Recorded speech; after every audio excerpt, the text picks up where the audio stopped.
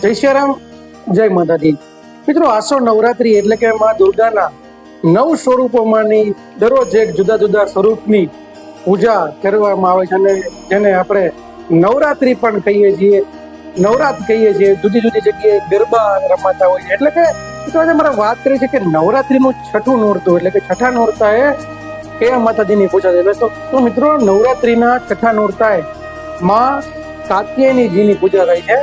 માં કાત્યાયની દેવીજીની પૂજા છે. મિત્રો, કાત્યાયની દેવીનું સ્વરૂપ જો આપણે જોઈએ તો તેમના 4 ભુજા છે, ચતુર્ભુજા છે. તેમના એક હાથમાં તલવાર છે, એક હાથમાં કમંડળ છે, એક હાથ વણ મુદ્રામાં છે, એક હાથ અભય મુદ્રામાં છે. અને મિત્રો, તેની વાર્તા કઈક એ રીતે છે કે ઋષિ કાત્યાયન એ માતાજીને પોતાના પુત્રી સ્વરૂપે પ્રાપ્ત કરવા માંગતા હતા અને તેઓ માતાજીની, માં દેવીજીની, માં દુર્ગાની ખૂબ જ આકરી તપસ્યા કરે છે. ઘણી વર્ષો સુધી તપસ્યા કરે છે અને ત્યારબાદ દેવીજી પ્રસન્ન થાય છે અને તેમને વરદાન આપે છે કે તેમના ઘરે પુત્રી સ્વરૂપે અવતરિત થશે.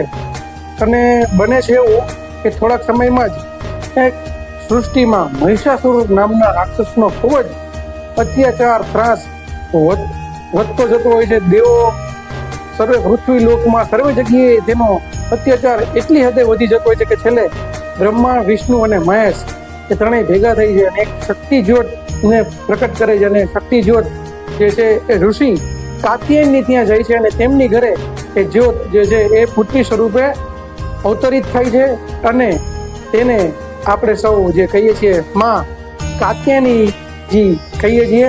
અને ત્યારબાદ તેઓ ત્યાં મોટા થાય છે અને ત્યાં યુદ્ધ વિદ્યા, શક્તિનો સંચાર ને બધું શીખે છે. અને કહેવાય છે કે સપ્તમી, અષ્ટમી અને નવમી ત્યારે ઋષિ કાત્યાયન એ વિધિવત તેમની પૂજા કરે છે અને એ 3 દિવસ માં કાત્યાયની અને મહિષાસુરનું ભયંકર યુદ્ધ થાય છે.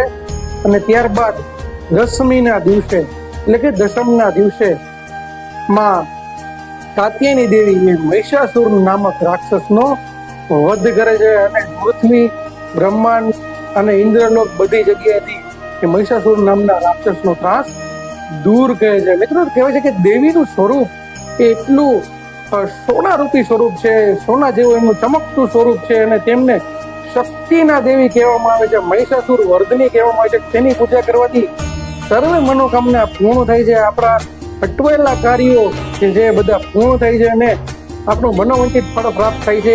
એવી છઠ્ઠા નોરતાએ માં કાત્યાયની દેવીજીની પૂજા થાય છે. તો તમને વિડીયો મિત્રો પસંદ આવ્યો હોય તો ચેનલને સબસ્ક્રાઈબ કરી નાખજો. વિડીયોને પણ અન્ય લોકો સુધી પણ શેર કરજો જેથી અન્ય લોકોને બી ખ્યાલ આવે ને કોમેન્ટ લખજો, જય માં કાત્યાયની, જય અંબે. જો મારાથી કંઈ મિસ્ટેક થઈ જતી હોય તો પણ મને કોમેન્ટમાં જણાવી શકો છો. તો બસ મળીશું વિડીયો સાથે. ત્યાં સુધી કલ્પેશ ગવરાના સરને જય શ્રી રામ, જય માતાજી.